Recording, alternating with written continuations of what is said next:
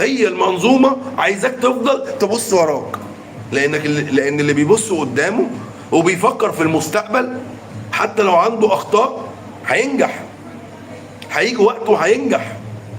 لان اللي بيبص قدامه وعنده بلان، فعنده فلوس، فعنده هامش خطأ، السنه الجايه هو عارف هو هيعمل ايه. السنه الجايه هو عارف هو هيعمل ايه، لكن هي المنظومه مخليه الزمالك تملي يبص وراه. النهارده انا ببص ورايا، انا عايز امشي المدرب، معيش فلوس، ارضى بالمقسوم يا حبيبي.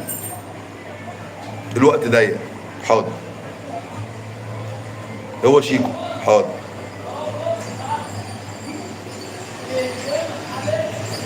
لغايه امتى؟ بجد بجد بجد لغايه امتى الزمالك هيفضل ده وضعه المادي